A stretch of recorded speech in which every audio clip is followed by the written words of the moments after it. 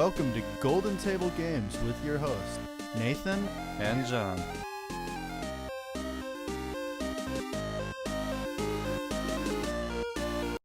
Welcome back to Golden Table Games. I'm here with John. And Aaron. Hi. Today we're going to be talking about EDH. What's EDH? I put that magic. Way to jump into that right away. Well, I may as well. We're going into a whole new rule set with EDH. EDH follows mostly the same rules, but it adds a bunch of new ones. All right, let's start with removing the old. Remove the old rules? Yeah. Okay, there's only like 30 banned cards total instead of the vast amount before.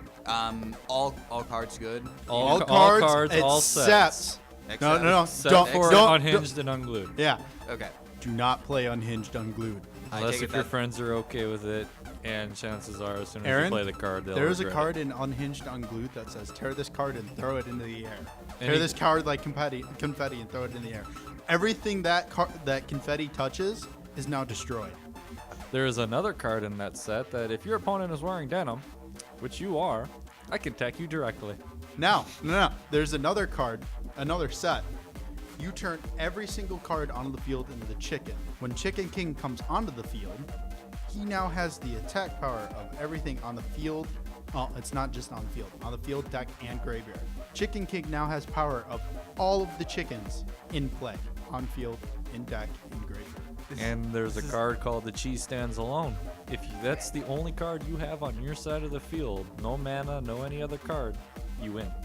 It's like, why? Just why? Under It all was just circumstances, joke why? sense.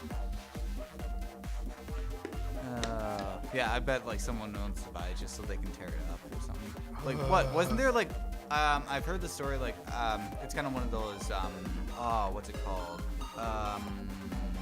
Peer pressure? No, not peer pressure. It's wives tales or something like that. It's like someone will go into a game store, buy like one of the rarest cards there, like bring it to like a person's face and just rip it like right in their face just to say screw you and just walk out. Well, I've seen that stuff on like Xboxes. I'd beat the dude who read every No. in front of me. I've watched somebody open a brand new pack of Zendikar, Battle of Zendikar, walk up with the scissors and cut it in half. And then the half showed the rare card. He had a $500 card. He cut up $500. Under all circumstances, why would a person do that? Just why? All right. No. Okay. Back to sorry. the topic. Okay, at yeah, hand. back to the topic. Now, at hand. rules that change. Yes. We've got our set list, our bands. You now have something called the command zone. What is a command zone? Well, I'm glad you asked. The command zone is where your commander sits. The commander is any legendary card. It can be from your 3-drop. I think it was the lowest command card there is. 2-drop. You're right. There is Oh, yeah, a 2-man legendary. There also is a 1-drop. As long as it's a legendary creature, it could be your commander. Or planeswalker. Yeah, there's Legendary now planeswalkers. some planeswalkers. Like my Big guys. Nasidi. My Nasidi is a flip side planeswalker. It starts off as a legendary creature, but when you flip it over, it's a legendary planeswalker. But now there's just straight planeswalkers that could be used as a commander. So now that you have the command zone, you have a bunch of different things happening. Okay. I have an EDH deck where my commander sitting in the command zone gives me 2 life Okay. every turn. He's the only one that I know of that does that. There so. are some commanders that play in the command zone and actually do things, but when you read that card, because most people who play EDH think that all abilities of your planeswalker only happen when it's on the field, you have to make sure you read that card out loud to the person and make sure they don't cut you off. I had a friend, I was in the middle of reading the card, and I didn't even get through the whole thing. And he said, see, look, it only happens when it's on the... Because it says you gain 2 life every upkeep. Then every time you gain life, tap 1 mana, and you can draw an extra card. And then at the very bottom, it says, as long as this card is in the command zone, you gain 2 life on upkeep. I got to that middle portion. I didn't even get to read the bottom half of the card, and somebody cut me off. And I went off on him just a little bit. So, okay. Other changes are your deck is 100 cards, no repeats. Except Mana. The 2 cards that state Mana? they can, too. and one human that says you can. Do you know the name? Something Apostle. And Relentless Rats. Relentless Rats on the card literally says you can have as many of these as you want in your deck. Same with the human. So, So 2 cards basic that land do it and mana. and those 2 creatures are the only cards that can duplicate. Now those cards, their mana symbols have to coincide with your legendary creatures. So like me and John both have a white, black, blue. If we, for some reason, were to get a red mana, that just counts as Your Colorless. a colorless. Yeah. Yeah. When you build your deck, It takes a lot of strategy. Oh, if I it's bet. like on your bottom of your card where it says what it effects it has and stuff, and it says tap a green, you can't have that card in there. yeah. I'm not gonna lie. Me and John spent quite a bit building our decks, and we helped each other on strategy. Oh, I bet. It's 2 different decks, but we worked together. He helped me a lot more than I helped him, but I still, because we had such similar decks, when there was cards that worked for John, it worked for me, and I could buy those cards. And at the time, he was having problems keeping up with me because I kept buying all the cards he needed. Well, But- my deck only has 20 creatures. 20 creatures out of a 100 card deck is not a good. What? That's And one of them is your commander. Oh, Yeah. one rule with EDH: it's 100 cards, including your commander. You don't get a 100 card deck; you get a 99 card deck. So 99 plus commander. Right. Okay.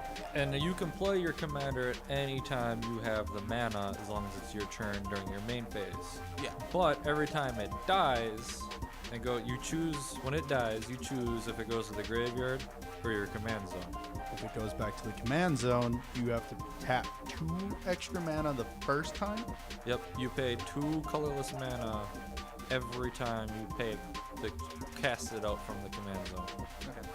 But no matter what zone the commander goes into, graveyard, exile, library, your hand, anything, you can choose to put it in the command zone instead. So you activate it. It's on the field. It's activated. It takes some direct damage. Now you can choose it to go to the mag zone, and like Nathan said, you get 2 life per up. With mine, Yeah, with his. We're using him as an example. if I'm playing, yes, I would send it back to the command Yeah, zone. so- the only reason why I would have mine out on the field is draw power. Yeah. That ability to tap a mana and go, whoop, hey, what's this card? That gives me a little bit of a chance. Oh. So now I'm pulling 2 cards off the top. And then there's an artifact if I get that out, except for my first draw. Every time I draw a card, instead double it. So now I'm sitting here going, hey, look, that's 3 cards off the top. Yeah. So now I'm pulling that out. Yeah. Then. And taking 3 cards in a 99 card deck, you get a 33% increase. Yeah. That just reminds me of my first deck I decided to build. We don't discuss that deck under any circumstances. Okay. A commander deck or EDH playstyle is usually It's the same thing. Yeah. Yeah, just for you people listening to us babble. Yeah. It is usually not 1-on-1. It's 1-on-6 or 4. free for all. Yeah, it's a free for all, but normally isn't it 1-on-4? It can go up to 6. It could be a whole pot. Yeah. Yeah. But when we test our decks, because we make some brutal decks, we test them 1-on-1, and then we go into 1-on-3, 1-on-4. It can be 1-on-1. It is that It's format general- is yeah. mainly for more than just 2 And- people playing. normally the EDH format is a friendly format. Keyword on friendly. Normally. Normally friendly is on quotation marks. The keyword is normally, because me and John put a lot of thought process into our deck. and we don't like losing. Whereas Yeah. whereas me, it's just kind of like meh, Oops. meh. We put a lot of thought process in. We made sure everything kind of works together. I had an infinite churn combo. 2 cards in my deck. I removed one of them just because I didn't think it was too fair. Yeah. I have an infinite turn combo in my deck that I refuse to remove. If I get 1 card, 1 spell or enchantment card, I will remove one part of my infinite turn combo, because I have a 4-card one that gives me just no max hand size. Yeah. Then one that gives me no max hand size, and I get 1 life for every creature card. And that artifact that gives me bonus cards Yeah. also gives me bonus life. Gives me an extra life every time I were to gain, or extra life for each one I gain. Yeah. So, and then I have a max hand size for everybody, but everybody else gets the minus effect of you count your cards, you lose that much life. Dear Lord. One spell that I have, every time I lose life, target opponents lose that much. Opponents. There's an S at the end. Yeah. No, it's whenever Oh, you yeah. gain life, we lose life. So it's- you're losing 4 life every turn. Yeah. Now, the combo card is every time your opponent loses life, you gain that much life. Which creates an infinite loop on the stack, And I meaning win. you win. Yeah, basically. So that would be the only reason why I would get rid of some max hand size, is for that particular card. Okay, so just in general for building, it's usually you want to look for a legendary creature that usually has a fairly good effect to begin with. And then you want to build No. off of it. Yeah. Well, that Or is what? one way to do it. How I built mine, I took my rat deck, modified it, and made it work. And then I looked for a legendary creature that would give me help. So that the one that I have that gives me my 2 extra life each turn is the one that helped me the most, because I had no life gain. Yeah. Well, now I have tons of life gain. Yeah. Perfect. Yeah, especially with your And creature I count. took my modern artifact deck and turned it into the EDH, and then found a commander that helps. Because in that deck, I didn't have any creatures either, so my commander makes creatures. Doesn't help that you have Stuffy Doll. Yeah, Stuffy Doll and now Creepy Doll. Stuffy Doll, he Yeah. chooses a target player. All damage done to that particular creature bounces to the player directly. And then I'll throw cards on there that you can block all creatures, flying or non. And then all damage dealt to me as a player gets done to that creature, so you just take all damage. There's literally a point where me and John are sitting there going, you need to give up. No, you need to give up. Or the best part is, with that infinite loop, me and John would go straight to a tie. Oh, yeah. Because any damage done to him gets bounced back to me. Well, any damage done to me gets bounced back to him. Plus, I'm gaining that life, so we're going like this the whole time. Yeah, but So we'd get to the point It where we're could going, become a stalemate. it's literally a stalemate. and there's nothing anybody can do because of how the stack bounces. Yeah. And with my commander, I'm gaining that 4 life. So then it goes 4, then it comes back to 8, and then it just keeps going and going and going. Yeah. And every time I'm gaining life, I'm gaining double. So not only am I doubling it, but John's doubling it as well. So there's a point where we're doing infinite amount of damage to each other and nobody's taking it. Yeah. And if it ever did settle, you would technically get infinite life. Yep. Yeah, but Yeah. the only way to settle it is somehow weasel a card onto the stack, which you can't do because Yeah. of their static effects. They're not even technically on the stack. You can't respond to them. Yeah. So it's So he would. So let's just. So in order to recap, Nathan would technically win if it ever did stop, Yep. but it never does stop. Therefore, Because of he my could, cards. Put Yeah. it this way. With the way me and John are playing our decks, it would be a stalemate between me and John. Yep.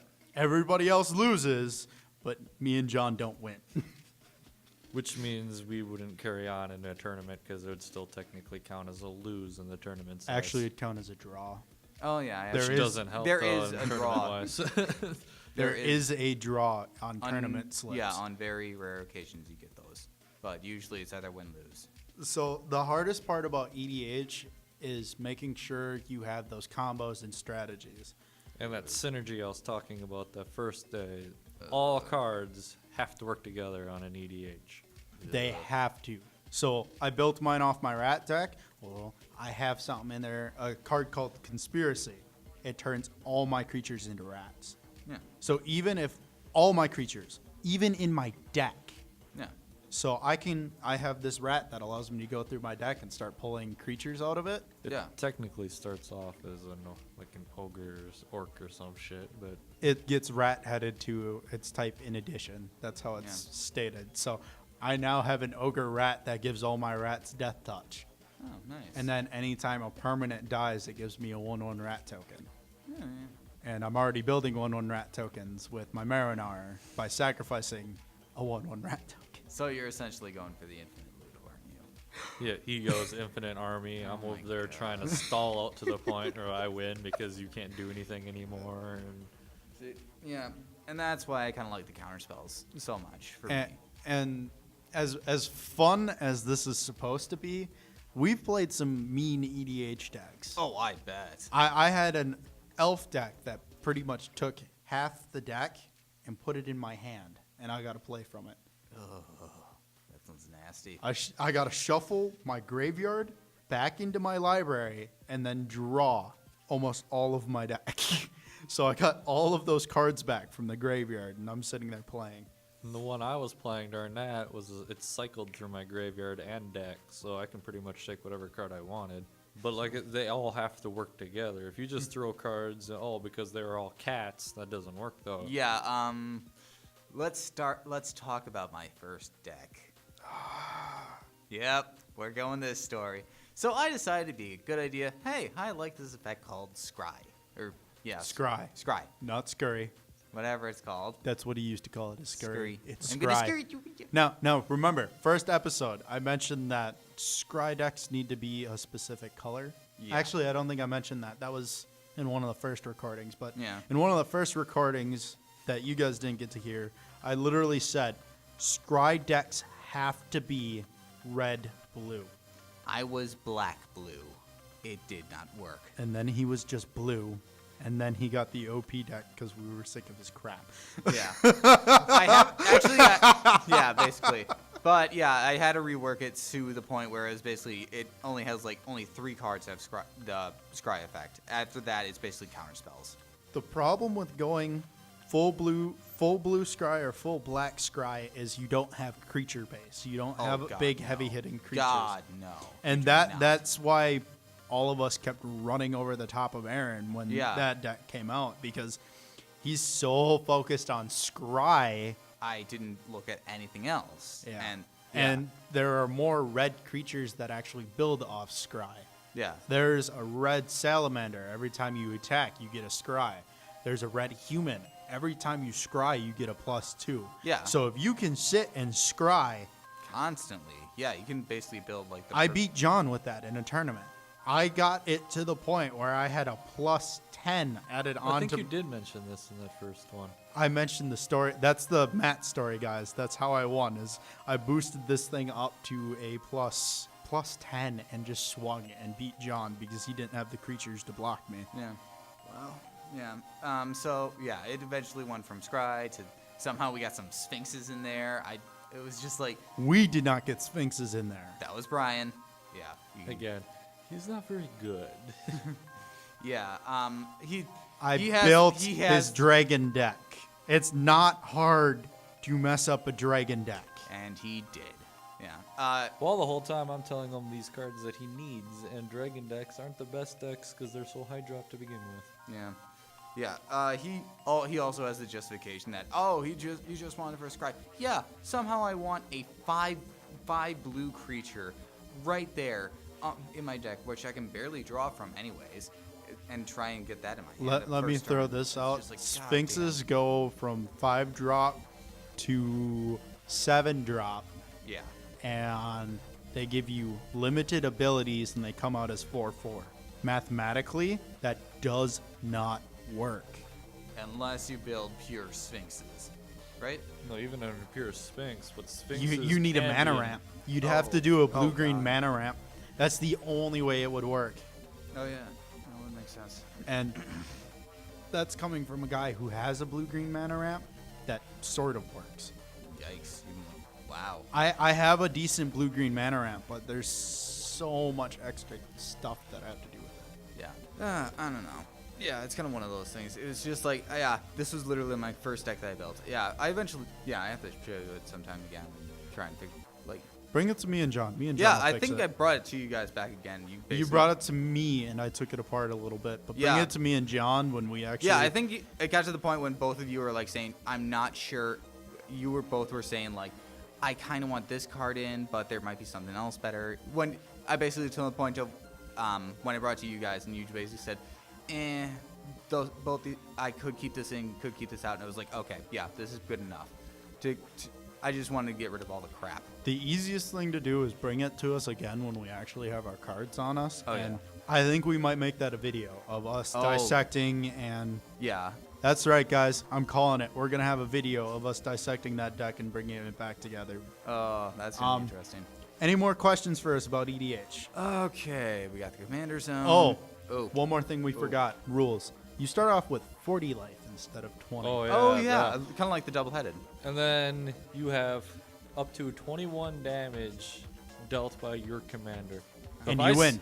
So if I swing with my commander at you, and you can't block it, after 21 damage of that, you lose. Okay. Which is really funny because I have a card that allows me to swap cards on the field. So I build a bunch of rat tokens and then send them to your side and take your whole field. I can even take your commander and put it on my side of the field, and that commander damage counts for me.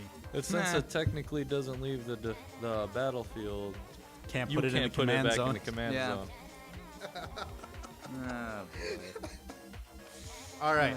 So, Aaron, would you be interested in EDH if you had magically enough cards? If I magically somehow had enough cards, time, and effort into it, yes, I would. All right. John, what do you like about EDH? Like before, it's I can choose whatever cards I want, but it's also, I like thinking about things. Like, I like the strategy, trying to figure out what would work, what doesn't work. I'm with John on that. I like Magic, and I actually play a lot of pool, like the game with the sticks and balls. But Billiards. billiards. the more professional name. But I love that because it's all short-term strategy with long-term goals. Yeah. And it makes it really easy for me to do that. Like chess, I can't play chess to save my Oh life. yeah, because you gotta, You gotta think like 100 turns ahead, which is what I try to do in Magic.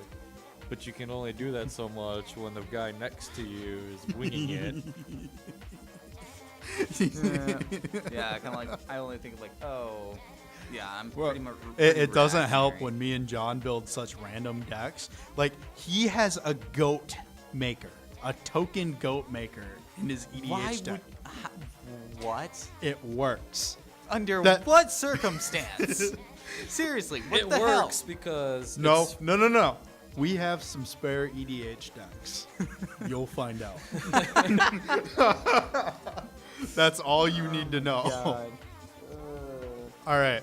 I really like the fact that you can play with any card. It's not that hard to build a deck. It's almost easier to get into than standard, and that surprised me. The only hard part is the cash. The cash of money.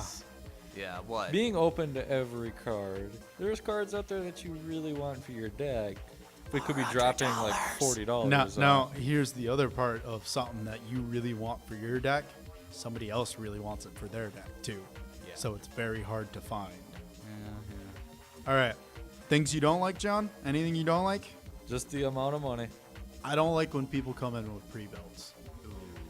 I'm sorry, but if you're so uncreative that you can't build your own deck for EDH, you shouldn't play EDH. See, I feel coming in with a pre-built is okay to a point to figure out if you even like the format. But once you figure out how the format runs and you like it, You what should build works, your own what deck. shouldn't, Yeah. you should build your own at that point. Not go, That- oh, I'm the best EDH player because I got a pre-built. I was gonna say that'd be a cocky little jerk when Lunch you bucket? when you manage to beat mine and John's deck.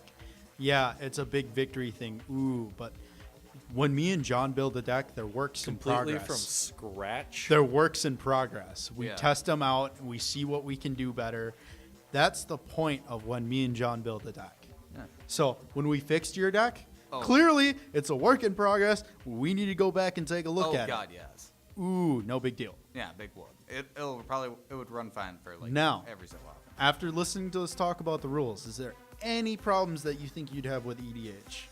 Problems, concerns, things you like about it? Yeah, I definitely the money factor has to go into it because, well, let's be honest, we're all college students and we don't exactly have hundreds of dollars to spend. Well, now the good thing is, me and John have 2 EDH decks that we built for a friend that he can't use. And one of them is mainly our cards, right? Yeah, well, one is mostly our cards, one's mostly his, but he doesn't see the combos very well. That one he builds the deck. That one that's mostly our cards, I would be willing to give my half of the cards to him if you would too. Oh, yeah. There you go. You now have an EDH deck. Yay! I'd probably have to look through it and figure out. Well, I'll walk you through how. Oh it runs. yeah. Hey, I figured out that XOR deck like relatively quick. Hey guys, remember how we said we're willing to give cards the first podcast? This is us kind of proving it right now. First podcast, we'll just throw cards. If we get to know you, if we like you, you could get whole decks from us. Yeah. Which is saying something because that commander in that deck, how much is that worth? $50? That one, no, the commander was only like a $4 commander. Wait, $400? No, $4. Okay, if I about spent to $400 on a Yeah, card, about to There's say, if one that card happened- in there called Brawn. I spent $20 on that card. Yeah. And it was in a different deck. All right. So this is what I'm saying is we're very nice. We're very generous. We're real people. And we get, hey, you're on a budget. So are we. Yeah. Sometimes for the love of the game, you just got to do something like that. Yeah. And I'm being dead serious right now. I'm willing to give that deck to Aaron just so he can play with us. I have no problem with it. It just might be the combos in there might be a little. Oh, don't worry. I'll find the combos. I've always been good at combos. Aaron? Yeah, ironically, I've never been good at fighting games. Aaron's not good at making the combos, but he's great when the combos are made for him. No offense. I do not blame you on any circumstance whatsoever. All right, guys. That has been Golden Table Games with EDH. We will see you next time. Peace. Bye. That was Golden Table Games with your hosts, Nathan And John. We hope you come back next week and listen in for more. Peace.